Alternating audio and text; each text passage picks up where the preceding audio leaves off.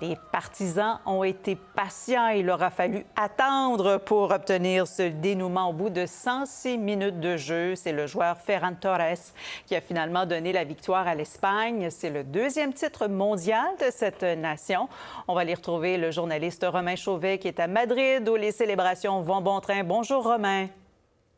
Oui, bonjour Véronique. Alors, comment ça se passe aujourd'hui? C'est un peu un lendemain de veille, quoique c'est déjà l'après-midi pour vous. Ça s'est bien passé?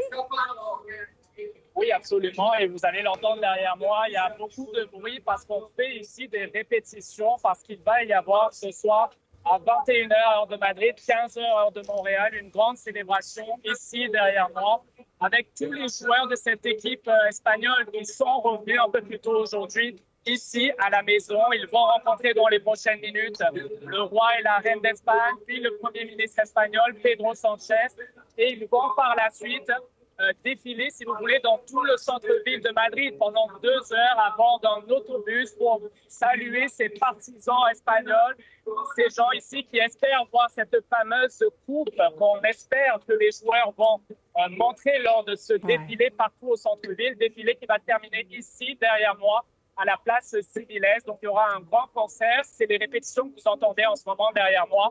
Et on s'attend ici à des milliers et des milliers de personnes, je vous disais jusqu'à 1 million de personnes qui pourraient converger au cours de la journée ici au centre-ville de Madrid. On a déjà vu les joueurs descendre de l'avion. Ils sont arrivés. Après cette victoire au Mondial, l'Espagne qui a remporté l'Euro en 2024 aussi, c'est une suprématie espagnole, c'est une dynastie en devenir. Comment c'est interprété chez vous? Oui, eh bien, écoutez, ça a été toute une soirée de célébration. Les gens qui se sont réunis quelques minutes seulement après ce premier but qui a été marqué à la 106e minute. Et lorsque le coup final a été donné et que la victoire a été donnée à l'Espagne, eh bien, on a vu, Véronique, des milliers et des milliers de personnes ici à Madrid. Mais je pourrais vous parler de la situation à Barcelone, à Séville, à Malaga, à Bilbao, dans tout le pays. Des gens qui ont célébré jusqu'à très tard. Véronique, on nous disait jusqu'à 5 heures du matin, il y avait encore des centaines de personnes qui célébraient ici au centre-ville de Madrid. Il faut dire que les Espagnols attendaient cette victoire depuis longtemps. Ça faisait 16 ans qu'ils n'avaient pas remporté une Coupe du Monde. Alors, vous imaginez toute l'effervescence et vous le voyez sur ces images. Tout le monde a célébré. Les rues étaient noires de monde. Et je vous dirais qu'il y a beaucoup de gens qui ont pris congé aujourd'hui, ce lundi, pour poursuivre les célébrations tout au long de la journée, se remettre également des célébrations d'hier et donc venir plus tard aujourd'hui pour voir ces joueurs le plus proche possible. Il y a déjà derrière moi des centaines de personnes qui attendent depuis très tôt ce matin pour être aux premières loges de ce spectacle. Absence motivée au travail. Je pense pas qu'il y a beaucoup d'employeurs qui s'opposent au fait que leurs employés, justement, ont pris congé aujourd'hui. Si on revient rapidement sur le parcours de l'équipe à la Coupe du Monde, on a beaucoup dit que c'est un succès d'équipe et non un succès de stars puis de joueurs individuels. Pourquoi, au juste? Oui, bien parce que vous savez, Véronique, lorsque cette Coupe du Monde elle a démarré, l'équipe d'Espagne était l'une des favorites. Puis il y a eu ce premier match contre le Cap-Vert, 0-0. Alors, il y a des partisans ici qui doutaient peut-être de la suite des choses. Et puis, on a vu au cours des dernières semaines, au cours des derniers matchs, cette cohésion d'équipe, cette stratégie. Les analystes sportifs qui nous disaient que cette équipe était extrêmement forte lorsqu'elle avait le ballon, mais également en position défensive. L'Espagne n'a encaissé qu'un seul but, imaginez, depuis le début de cette Coupe du Monde. Alors, évidemment, ça donnait tout ça des pronostics favoris pour cette équipe-là.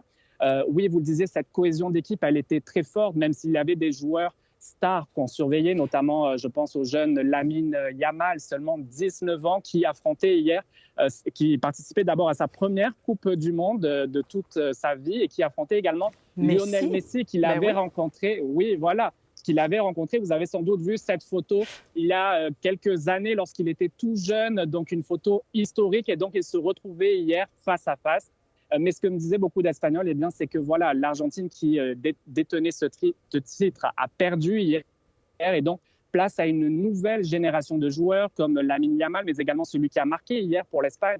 Torres, il est seulement âgé de 26 ans. Il joue au FC Barcelone et il est très populaire ici en Espagne. Alors, il y a beaucoup de gens ici qui ont l'impression que c'est une nouvelle page d'histoire qui s'écrit devant leurs yeux. Et puis, Véronique, beaucoup de gens qui me disaient...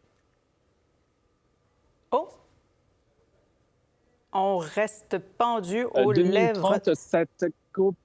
On Oui. vous a perdu momentanément. On vous a perdu momentanément, Romain. Vous disiez, vous étiez en train de nous dire, il y a beaucoup de gens qui me disaient, et puis on a perdu la suite. Voilà, c'était pour vous tenir en haleine. Beaucoup de gens qui me disaient on veut remporter une 3e Coupe du Monde déjà, parce que vous savez peut-être qu'en 2030, la Coupe du Monde sera co-organisée entre l'Espagne, le Portugal et le Maroc. Alors, les Espagnols qui rêvent déjà grand pour une possible 3e victoire à la Coupe du Monde dans les prochaines années. Alors, tous les espoirs sont permis. Romain Chauvet, journaliste à Madrid. On vous remercie beaucoup, mais on va vous laisser aller festoyer avec les Espagnols. Avec plaisir. Au revoir. Au revoir.